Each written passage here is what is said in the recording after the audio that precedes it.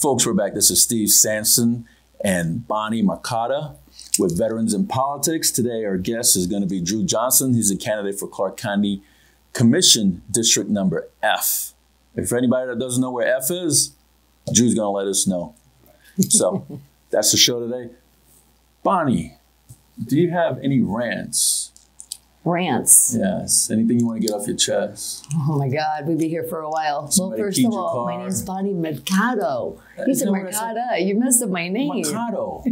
Right? There you go. Yeah. Is there it you go. Italian Now you got it. Or what? Puerto Rican Italian. Oh, that's my mix. All right. A market in Spanish. Wow, that's a flammable combination. I know. Is that why we got the Strasbourg? USA. Okay.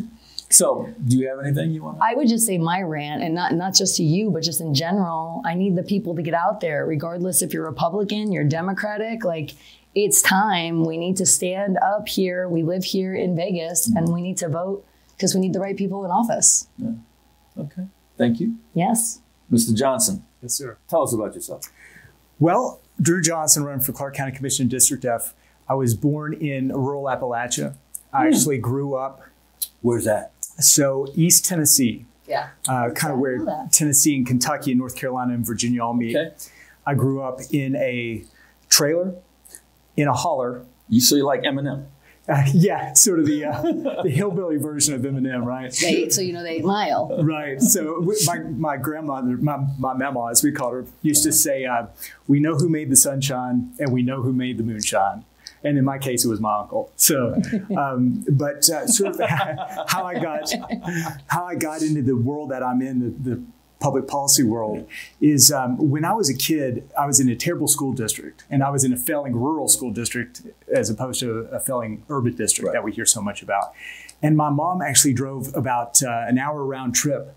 She lied about my address and used the address of a family member, which we've all heard of people doing. I did that in New York. I've done that. Right? I did that out here, and I did that in Cali. So we had sort of, hillbilly school choice back. Nobody wants to go to the gun-ridden school. Exactly. Well, it's also, you just don't know. You're like, I think I heard this was the good school, so I got to get my kid there. That's right. Yeah. So we practiced hillbilly early 80s school choice. Square dance and all. Exactly. That's sort of clogging is more the thing where I'm from. Yeah. Like buck dance. But so anyway, I was able to get a decent education thanks to that. And where I'm from, a lot of people don't rely on government for handouts and for assistance. What we rely on is the church. We rely on our families. We rely on our neighbors. And so I came up with that sort of mentality of you help each other, you care about your friends and family, you watch out for each other. And so when I got to college, I started learning about, I took economics classes and learned about Hayek and Friedman and these sorts of guys. And I realized that what they were saying was what I believed innately, I think from growing up the way I did, where it wasn't about what the government could do for you. It was about what you could do to help your community and each other. And so once I sort of put these things together, I got really passionate about advancing liberty and advancing freedom. And so I realized the best way to do that for me, because of the skill set I have, being able to write well, good with numbers, that sort of thing, is working at think tanks. And so I got out of grad school, went to grad school for public policy. Okay. And that was your major? Yeah. My undergrad major was political science. Then I went for public policy at Pepperdine. I hear a Southern accent too. I was going to say, I hear it every once in a while. It keeps coming out. I get that. There's some of it that's hard to shake for sure. Okay. Do you wear a cowboy hat and spurs? No. How about a big buckle? I've got one in the closet, but yeah, actually, where we're from, there aren't a lot of cattle or anything like that. You really can't. It's like the song Rocky Top. The dirt's too rocky by far. You can't grow anything there. But I'm from close to where Dolly Parton's from, so if you hear that sort of accent. Okay. So went to school for public policy to get into the think tank world. And I worked for the National Taxpayers Union. I worked for the American Enterprise Institute.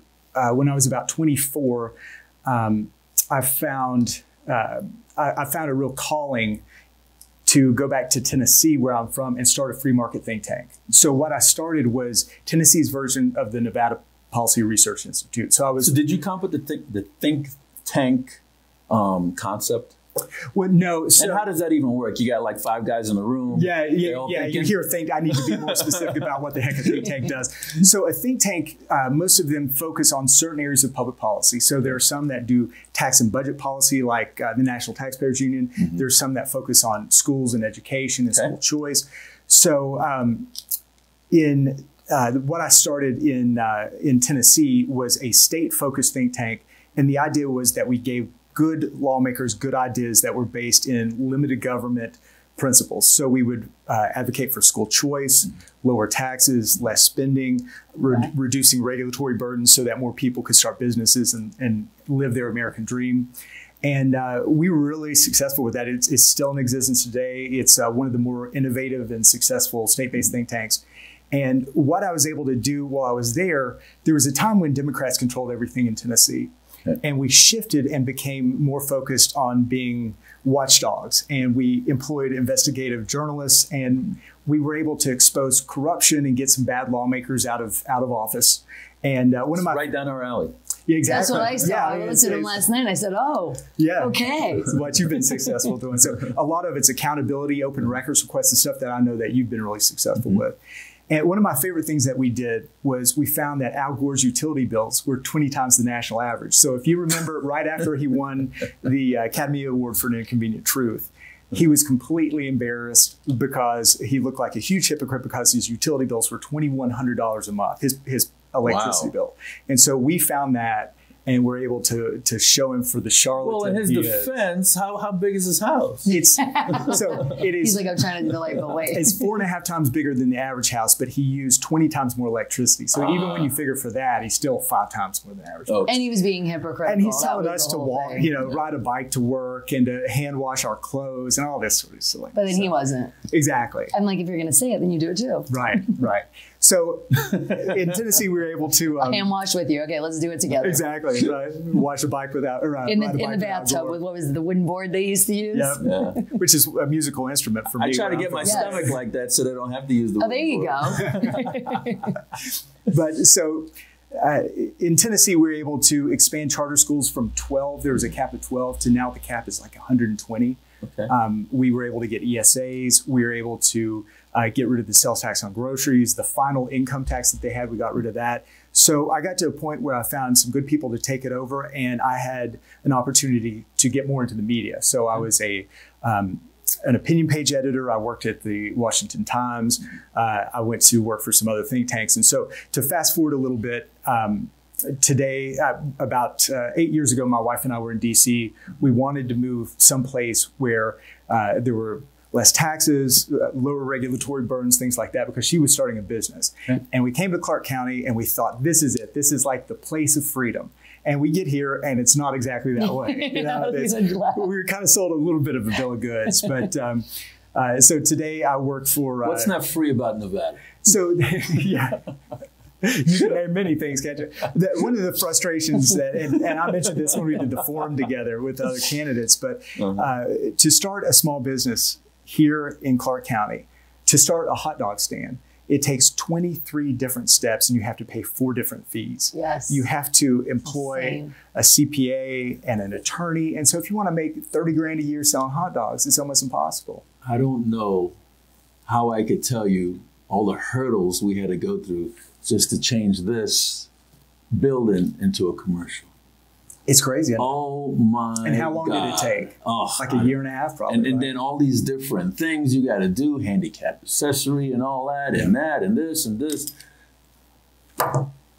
Yeah, it's like they want people to give up. Exactly. And the municipalities are not the same. North Las Vegas got different rules. Sure. Vegas got different rules. Clark County got different rules. I was just going to say you got different counties. They do a terrible job of working together. Yeah, if you're doing something in the county, it's completely different than in Henderson. But this is a long bio, but keep going. Yeah, I'm sorry. No, you got it. Ridiculous rant.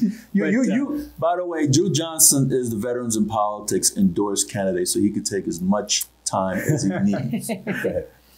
Well, I appreciate that, and feel free to cut me off. But so today, what I do for a living is I work for 2 different think tanks doing tax and budget and energy policy work. Okay. And I also write, I've got a column at Newsmax, a column at town hall in the Daily Caller, and every once in a while I'll go on Fox News or Fox Business and talk wasteful spending. So that's my day job. So obviously, I come with that background of giving good lawmakers good ideas, trying to promote freedom, free market policies. And I get here to Clark County, and we've got 7 Democrats in the 7 Clark County Commission seats.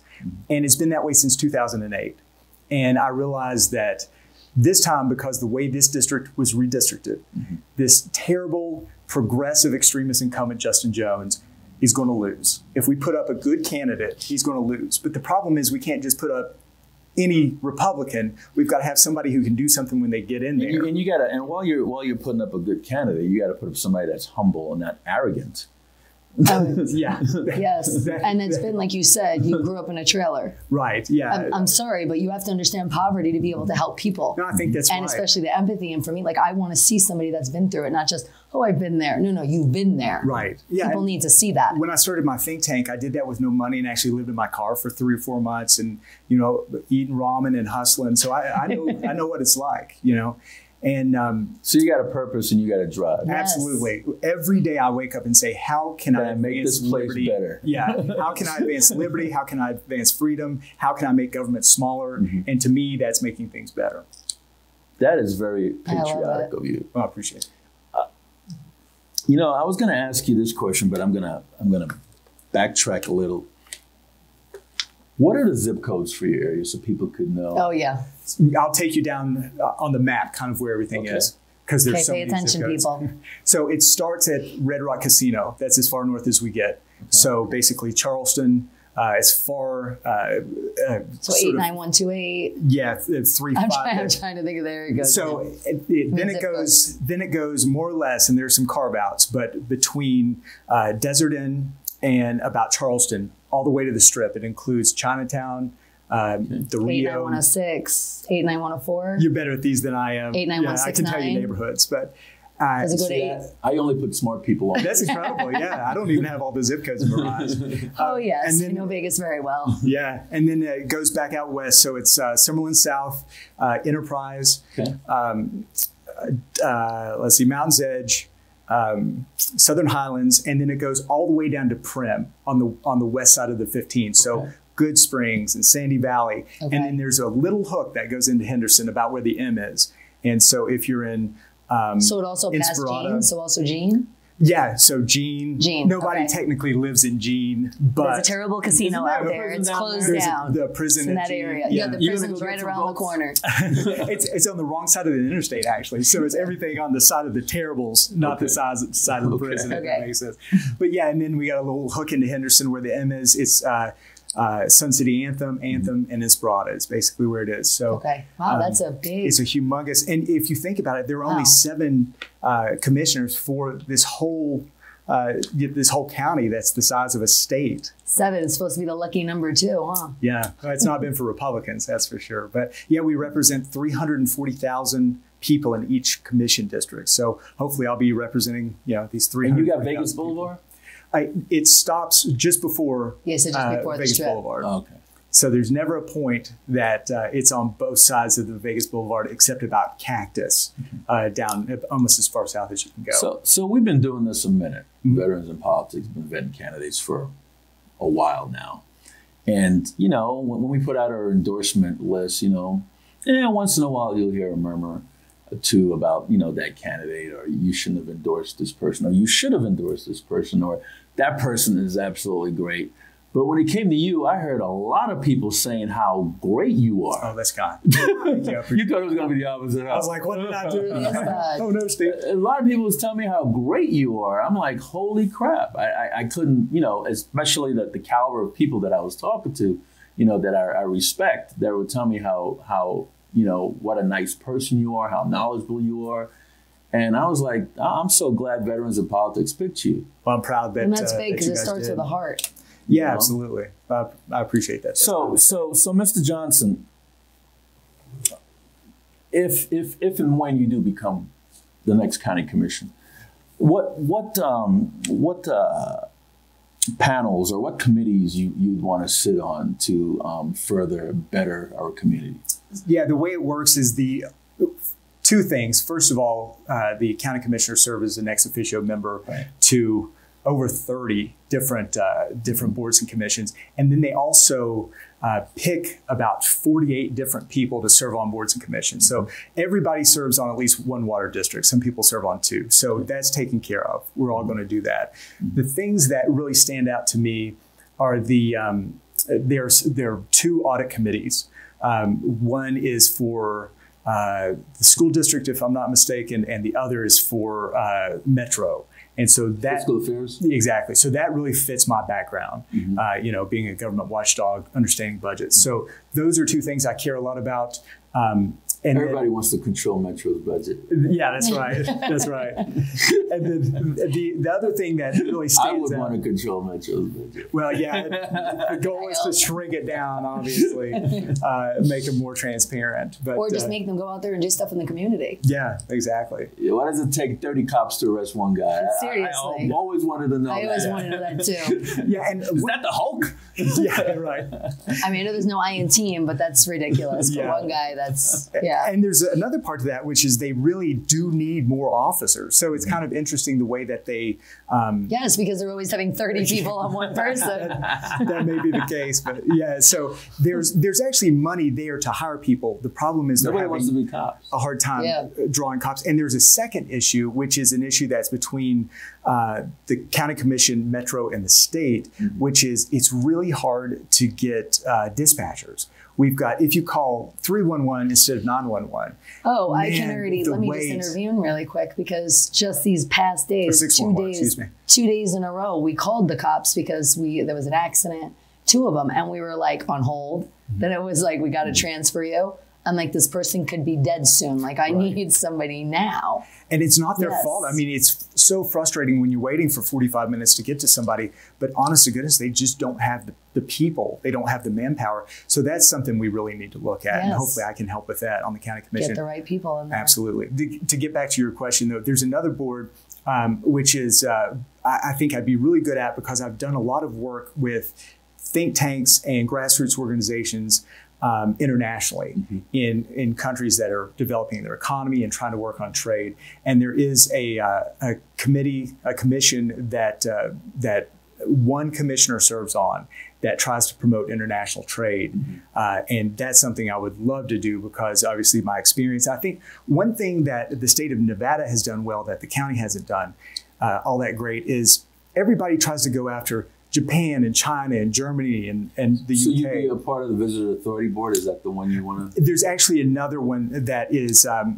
Global Economic Alliance, I think is the name of it. But yeah, I'd love to be on the Visitors Bureau as well, the Convention Center. But I doubt very seriously they'd put the Republican on that, given the power of... Well, what if we just looked at it as just you're in office? It shouldn't be sided. You want to do something, you're in power, why can't you do it? It tends to go by seniority and by who's sort of the favorite of some of the leaders in the commission. Don't worry, you won't be the favorite. Yeah, so I already know that some of the more plum commissions, I probably won't. I'm not going to be going on any junkets that you get to go on. Plus you'll take out their buddy and they're going to be really mad at you. but I do think there's a real opportunity. It's, obviously we're trying to grow Vegas for non-casino jobs. That starts with education. We've got to work on that, but we also we need more teachers. Yeah, we need more choice is what we really need, and that's the biggest issue.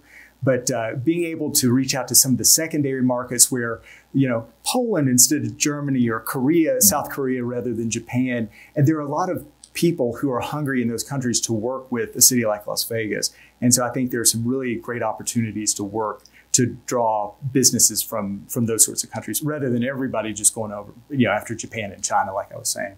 Well, as a county commissioner, would you go after the corruption in the courtrooms, especially in the family court? Yes, especially the family court. That's obviously there's a sort of a barricade between the county commission. Knock the barricade down. That's what I'm thinking. So in all honesty, my job is to be a watchdog on the inside.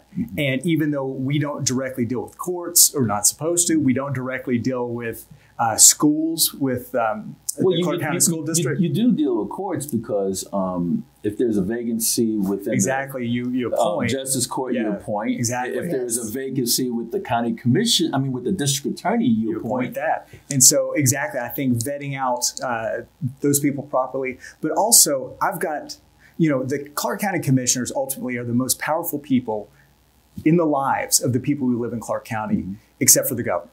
They're the second most powerful people. Sometimes I think they have more power than the governor. I think you're probably right.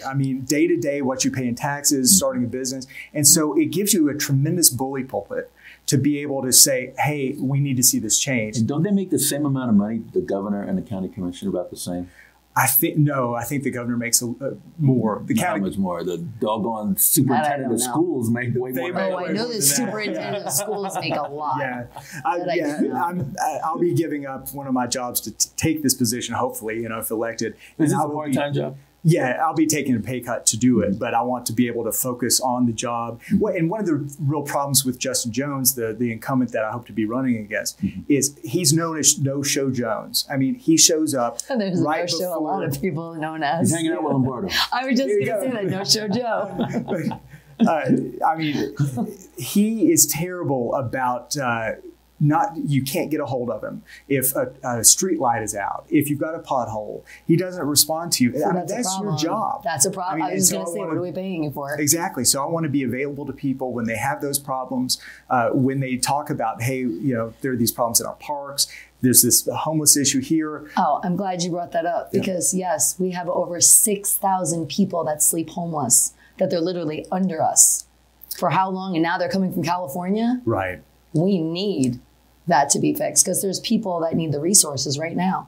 And one of the big problems with the way that the county commission handles homelessness is Curdy's terrible about this, Justin Jones is terrible. They think that the way to solve homelessness is to make a lottery, and the winners of the lottery win homes. That's not the way you do it, because what you're doing is you're giving homes to people who still have their addiction issues, who still have their mental health issues, who won't be able to thrive and succeed. Yeah, they can't. Exactly. Not only that, well, what I know they're doing out here, it's called care court. So they're basically locking up the homeless. Yeah. So that's how they're getting them off the street. There are some places. San Antonio's done a really good job of creating sort of campuses for homeless people where they can actually get the treatment that they need. Because setting somebody up to fail and think about how much it costs to put somebody in a condo, basically. Yeah. You can really get a lot of people the help they need if they're addicted to drugs, to gambling, if they, have mental health issues. That's the main thing. They need that. Yeah. Because if you don't have that, then you're just going to go back to the streets. Get them help. So we need the resources. They need doctors. They need resources. Yeah, job training. Yes. And then you can get to the point of maybe independent living and things like that. But most people are not homeless by choice. There are some who are and can. Oh yeah, and I'm not saying we're going to save everybody, but there is so many of them because I literally work with the homeless a lot, and there's so many of them that just literally their stories are just so sad. Yeah. Of what happens to them, and it's not just all drugs. It's not, and a lot of it. COVID that hit hard, and it hit a lot of people. I think what hurt my heart. Did you hear about the teacher that was living homeless? Oh gosh, in her car with 3 kids. Wow. And couldn't qualify for benefits. How could that even exist? That's a real shame. In our world. And it's here in Vegas. Yep. So, Mr. Johnson. Sorry, we got deep. Yeah. No, you're good. I want a commissioner to go after this corruption in the family court. Yes. Because because I'm every time I think I'm getting somewhere with it, there's always a blockade or something that just stops that. What do you think as a county commissioner you could do about that?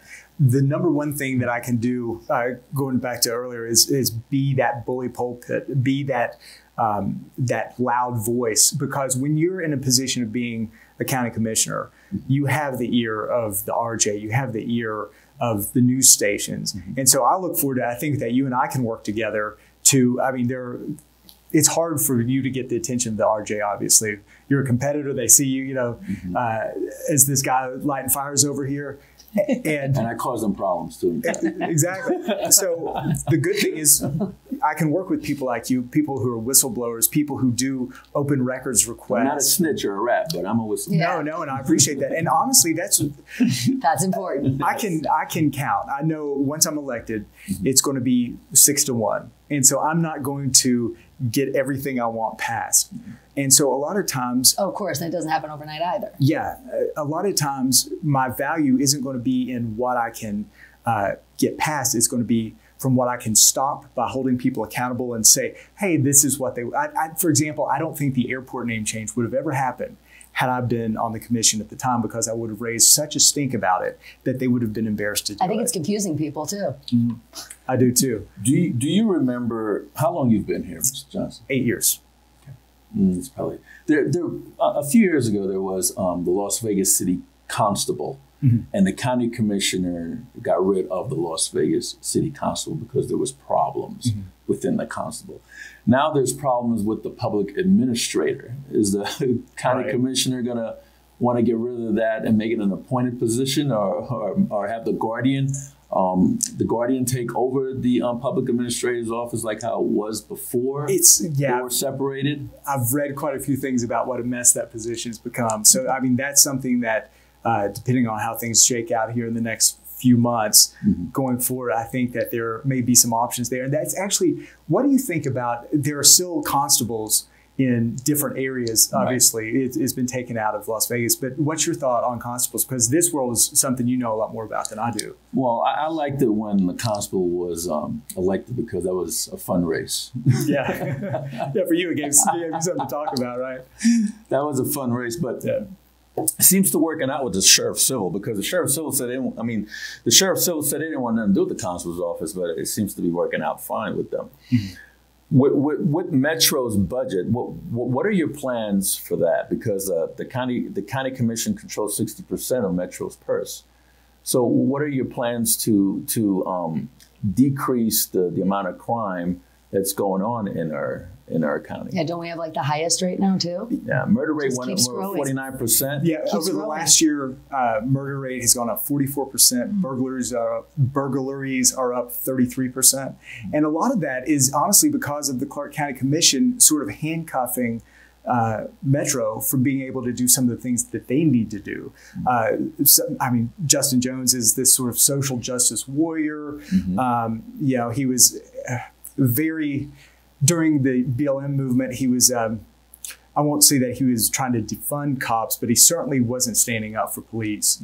And, obviously there are bad apples in Metro, and we've got to make sure that that doesn't happen. But Metro also has to be able to do things like sweep the pedestrian overpasses that go over the Strip. So that's a big problem. Metro, the police officers I've spoken with say that they want to have the power to take some of the drug dealers off of there, to take some of the homeless people, the panhandlers that sort of line these pedestrian overpasses that go over the Strip. They can't do it. Why not? It's private property? No, they were told that it's actually owned by the county. And they were told that even if they were homeless, if they were selling drugs, that it was a First Amendment issue, basically. And the commissioners told them that. But the problem is, it's not a First Amendment issue when people feel unsafe. Obviously, if somebody were there protesting... How is it a First Amendment issue if you're selling drugs, which is against the law? That's exactly my point. I was just going to say that. That's really? That's a First Amendment? So that's what some of these commissioners are saying. Because I feel like slapping a few people, I don't want to get in trouble for it. Right. Because it might that's be a breaking First Amendment issue. Right. But, think about it. Our whole economy is built on people coming down to the Strip, having a good time, spending money, feeling safe. And if you're walking across one of those pedestrian overpasses, which you have to, if you're walking around the Strip, you're going to take one of those. And if you feel unsafe because people are coming up and offering you drugs or are trying to panhandle. It's mostly the homeless. And that's why, because there was an incident, I think a homeless guy stabbed, I believe it was a retired officer out of state or something. I remember reading it. And I was literally saying to myself, get them the resources. Yeah. That's what's happening. They're getting crazier, and they're going to come to the Strip, and they're basically telling you, like, hey, I'm here. Exactly. So let's just get the resources. Again, don't lock them up. Right. Don't do anything to them. Let's get the resources to see if they want to get help. I agree. That's how we sweep it away. Because I've been on the Strip a bunch of times. I don't really see too much drug dealing. I see the homeless. Yeah. That's the one, the panhandles. And I see some of them that are actually, they're doing music. You know, they're entertaining you. Almost because I grew up in New York, so it reminds me of like, you know, in the subways when you got the guys and they're doing some music. There's some of that there and it's nice. But yes, you do have some homeless people and it is kind of, you know, scary for some people. But why aren't they doing something about it? That's why it's growing. And what I hear time and time again from Metro officers is we're not allowed to do things that we would typically do about homelessness, about clearing out those areas. And so obviously we want to make sure that they have the opportunity to do that because the crime rates right now are just unacceptable. I mean, yeah, it's bad. You know, that's kind of issue number one as far as I'm concerned because, for example, I did a ride-along the other day. That's exactly what I was going to ask you next. Yeah, I did a ride-along about, it's been about 10 days ago now. And there was one call that we got that bothered me more than anything else. It was this elderly couple, probably late 70s, lived in a nice, you know, neighborhood. They had gotten home from a dinner out and they parked their car in their driveway and 4 guys came up to them, threw them down, held a gun to them and robbed them. And they're in a neighborhood where they think that they're safe. And for that sort of thing to happen, there's no such thing as a safe neighborhood in Vegas right now. And the officer that I was lucky enough to ride along with said, we get these calls, you know, 5 times a night. These people just getting robbed in their house, in front of their house. Yeah. And it's one thing to be in a bad neighborhood, asking for trouble, being around a gang area or something like that. But when you can't feel secure going out to get your mail, going home from work, that sort of thing, I mean, that's not a place that we want to live in. And so I want to make sure that we all have that confidence that our officers can react quickly, do what they need to do, and also that we're living in a place that is safe and law-abiding and where we don't have to look over our shoulder every second. Again, that's mental health, though, because people, they do things because they're not right in the head. If we really do more checks on people. Maybe that should be a question you should ask Mr. Johnson about the mental health. What are you going to do about mental health? Well, I think a lot of the mental health is dealt with at the state level. Some of the mental health that's dealt with on the county level, the contracts that go out to the hospitals and the services, you see them, the contracts going to people without proper bidding. There was a situation where that happened a few years ago. There's a situation where one of the service providers had to have their contract pulled because they didn't live up to the expectation of the contract. And so there is a real problem of getting the quality providers that we need. And so that's obviously something we've got to figure out. Today, I don't have a good answer for that, but that's something that is sort of my list of things to do. Okay. Yeah, absolutely. Because what I've noticed too, and this, I was literally bringing my friend to the emergency room ICU, and what I do know out here, and also personal to me, if somebody gets raped out here or drugged, they don't test them in the hospital. Oh, really? You have to go to the UNLV. Or they don't do it. It's just kind of like the UMC. No, it's by I believe it's UNLV. It's right by there. Huh. We're the only place they actually test for that. Otherwise, it's wiped under the rug. So talk about the corruption. That's what happens because they don't want to know that this happened at a casino. Somebody drugged somebody, and these things are happening. And why don't we have in the hospitals these tests? Yeah, rape kits, sure. Because you should have a rape kit in every hospital and a clinic. Because it's already hard enough to go into a place to even say this happened to me or maybe something happened to me. And then to tell me, oh, well, we don't do this here now. We're not going to test for this. So you got to go somewhere else. Yeah. You've already lost the person. Yeah. Yeah, once you get a person in there. So how can we do something with that, with the resources? Because again, it's the resources. We just really need, because we have a lot of resources here in Vegas and also the world. Yeah. So how do we connect all those dots together to get the resources that you can to put into the courts? Because again, it all goes down to the courts. And I don't think there's anybody being overtly evil or trying to block anything. I think there's a lot of situations where there's not good collaboration between the county and the cities in the county, between the healthcare workers and the social workers and those sorts of things. And everybody seems to be, more so than in a lot of governments I've seen, everybody seems to be very siloed, very protective of the way they do things. And so there really needs to be a sort of holistic look at homelessness, at the way that crime is handled, at mental health issues. And so that's hopefully, especially with going back to the boards and commissions, where a lot of those try to work across those lines. I think there's some opportunities to hopefully address some of those issues. And honestly, a lot of that is stuff that I won't have the answer to until I sort of see behind the curtains and can ask, like, what in the world is going on? Because but I'm saying you could actually like get the power and get a team together. The hope would be, yeah. Okay. And, you know, that's one of the, I think the values that I bring is that, you know, obviously it's not business as usual for me because I'm not one of the read machine Democrats that are on the commission right now. I'm somebody who has 25 years working in policy and sort of best practices and seeing what works. And so hopefully by bringing that fresh set of eyes, I can be valuable that way. I don't care who gets a contract for something as long as it's done. As long as it's done. I don't care if my nephew gets this job that pays $200,000. I want the best person in the role. Yes. And so hopefully, if I'm fortunate enough to be in that position, you know, that's what I can do is bring that new voice. And what about the racism here as well? I have heard a lot of things where owning any businesses out here, it's very shied upon if you're a certain race. I obviously haven't had to deal with that myself. One thing I do know is that I've worked with a lot of people in the Filipino community who own businesses, and they talk about how difficult it is for them to get business licenses in a quick manner. It's like a lot of red tape. And they talk about how people who know commissioners, and I don't, you know, in this case, I don't think it's racism. I think it's if you're part of this good old boys network, it's, you know, there's some cronyism, some nepotism. And if you're friends with a commissioner, if you're friends with some high ranking official, you get things done faster. And I think that's something that really has no place in our time. You know, everybody should be treated equal. Thank you. Everybody should be treated equally when it comes to the fees that you have to pay, the business licenses that you're applying to. Nobody should get put on the top of the stack because they're buddies with Justin Jones. I feel like when he gets in, that curtain is going to open. You're going to be like, your eyes are and we hear all these stories about marijuana licensing, about how the marijuana permitting went. And it was, what I heard is it didn't go federal, and that's why we haven't got it in the schools. Because that was my thing. I'm like, we got the marijuana out here, dispensaries. Why are our schools still where they are? Well, and it still has to go federal, apparently. Yeah, the marijuana money basically is supposed to go towards people that have been hurt by the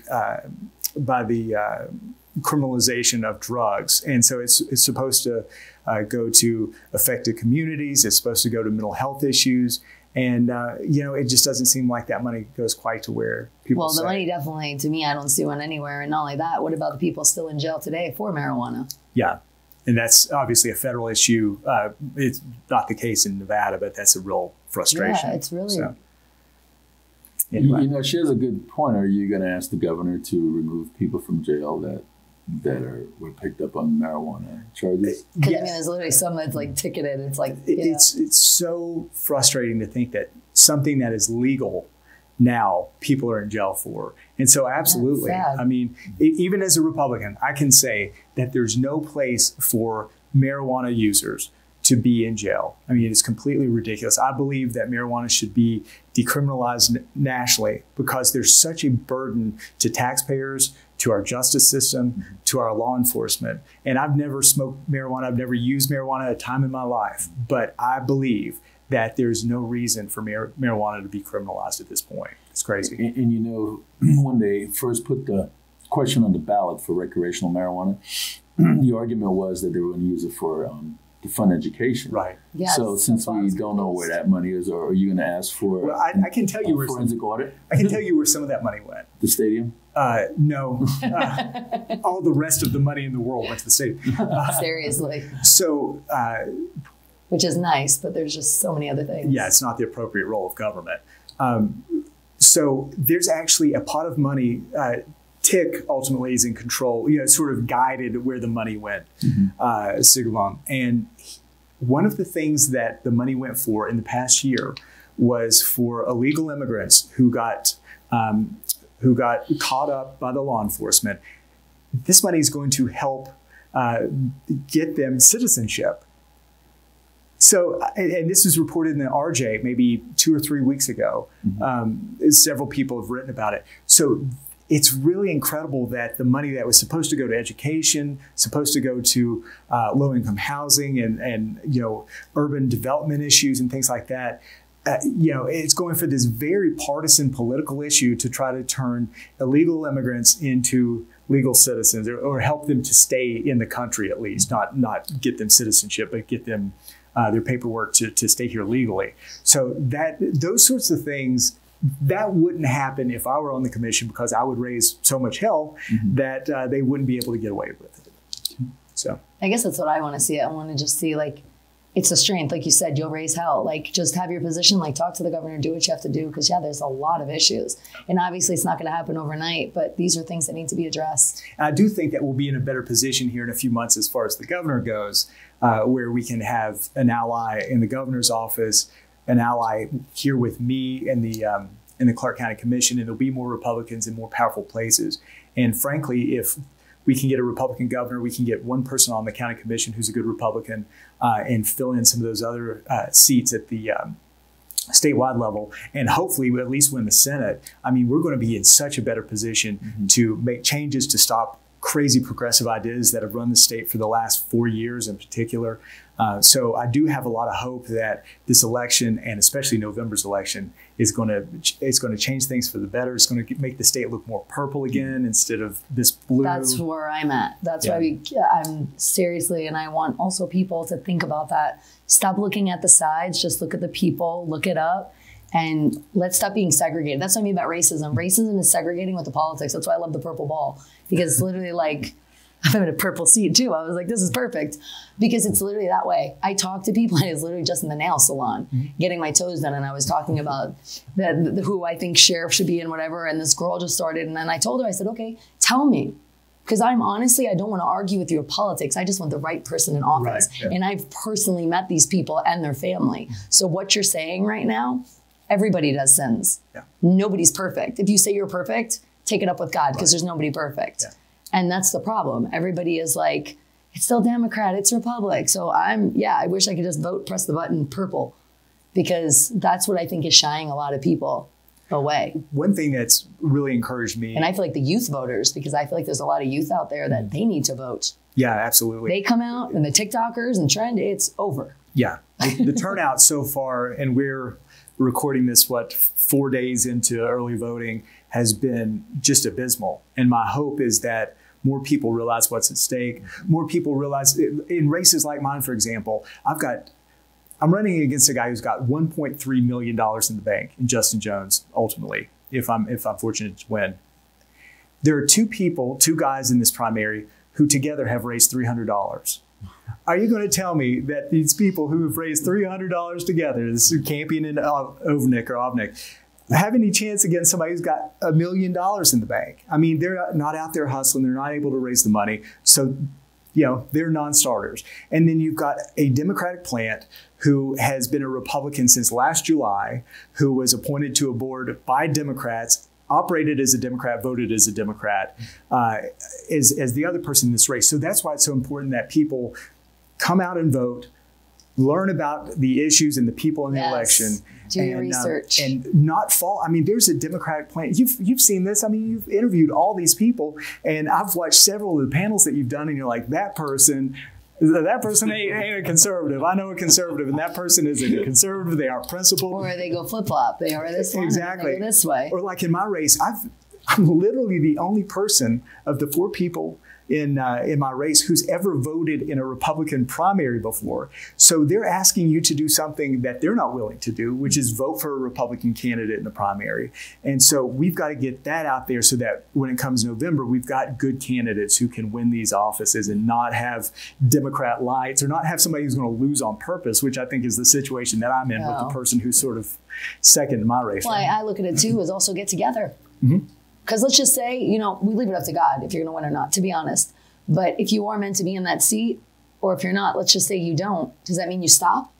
Right, you got to keep on. Because I'm not even on politics, and I do as much as I can in the community. And that's what I feel. My thing is like, I can't stand when people do that. I'm running and I'm doing this, and then right after it's off, you don't see them anymore, and you try to call them, and you have their number, and you want to help me feed the homeless? You want to help me out the community? And they're gone. And the good thing about me is that on the day after Election Day, if I lose, I'm going to go back to working for, the National Center for Public Policy Research. I'm going to keep writing for Newsmax and keep defending the principles that we believe in as limited government, pro-free market conservatives. So, that's something that I will never stop doing, because it's, the passion of my life is fighting for liberty, and I'm not going to stop. I did a little research, and I think, what made me really say that guy's heart, and also with your wife, is you started the Flamingos here in Vegas.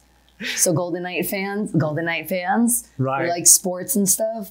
You did something, and I read it was like you didn't do cards, you didn't do dice, because you didn't want to do the whole Vegas gambling, promote the gambling. You did something so perfect and corny for the Flamingos. Yeah. And you started that, and I don't know if a lot of people know that, but that's awesome. So the backstory of that, I don't know if you know this, Steve, but I know everything. Yeah, he knows everything. So in pro hockey, there's this tradition of people either... He's Google. Yeah, exactly. He's just answered everybody's question. So in hockey, there's this tradition of people, of certain teams, throwing things on the ice for luck or in celebration for victory. You guys don't know, listen up. So it goes back to, in Detroit, somebody threw an octopus on the ice. This was in the 60s, back in the day when there were only 2 rounds in the playoffs, so you had to win 8 games to win the Stanley Cup. So the octopus obviously 8 legs. So move forward to, and that became sort of the good luck charm. People started throwing dead octopus on the ice in Detroit. Yeah, that's a little crazy. I'm like, I can understand stuffed animals, but when I was reading that, I was smelly. like, oh my God, yes. So speaking of smelly, it gets worse. Where is the Humane Society? I was trying to understand that one. I was like, that's what they were doing. Pete actually likes the flamingo. They retweeted. I was like, I don't want anything to do with PETA most of the time, but I'll take the promotion out of this. But speaking of smelly, so Nashville tried to do a country version of this. And so in Nashville, back where I had season tickets for a long time, they throw dead catfish on the ice for luck before games start. And so I thought, with the dead catfish, the dead octopus, they throw rats in Florida and what the Miami. Heck? And so I thought we need something like that. What do they do in New York? They boo their own players. That's what I thought from New York. We just keep it simple. We're like, we got the rats, but we're not going to throw them at you. Yeah, so it turned into a flamingo. We're running out of time. Yeah. Tighten up the flamingo story. But did you get everything that you wanted to get out so people could understand exactly who you are and what you stand for? The one thing that I do want to tell people is that I believe that you make better decisions. Well, let me do this. Yeah. Let me do this. Bonnie, thank you so much for coming on the program. Appreciate it. Mr. Johnson, thank you for coming on the program. Pleasure. Mark is going to zoom in on you. Okay. And then you could go ahead and encourage people to go to the voting booth to vote for you and your point of contact. Yeah, wonderful. So again, Drew Johnson, I'm running for Clark County Commission in District F. Please vote now. You can vote in the Republican primary for me if you live in District F. You can check me out online. All the socials is Drew for Nevada, and my website is drewfornevada.com. So if you want to learn more about me, about my issues, my policy ideas, you can check those out there. You can learn more about the flamingo, learn more about my dogs. But the main thing that I want to get across is that I believe that you make better decisions than government when it comes to the issues that impact you and your families. So I don't want more power if I'm elected. I don't want more of your money. I want to make sure to give you the ability to keep more money in your pocket, to make more decisions about the things that matter to you. Because at the end of the day, there's very few things that the government needs to be doing. And I want to make sure that the government is reduced in their size, reduced in their scope, so that you have more ability to make the decisions for yourself. Thank you. Bonnie Mercado. Yes. Did I say it right? You did. Thank you so much for being on the program. Thank you. Drew Johnson, thank you so much. Thank you for the endorsement. Folks, that's, you're quite welcome. Folks, that's Drew Johnson. He is a candidate for Clark County Commission District F. He's endorsed by the membership of Veterans in Politics. We encourage everybody that's in District F to vote for Mr. Johnson. No matter what your party affiliation, if you're a Democrat, to make sure you get all the Republican lazy butts off their butt to go and vote for Mr. Johnson. If you live in District G, you live in District A, you live in District B, and you got friends in F, you call them up and you tell them, hey, go to the voting booth and vote for Drew Johnson. This is Steve Sanson and Bonnie Mercado with Veterans in Politics. Until next time.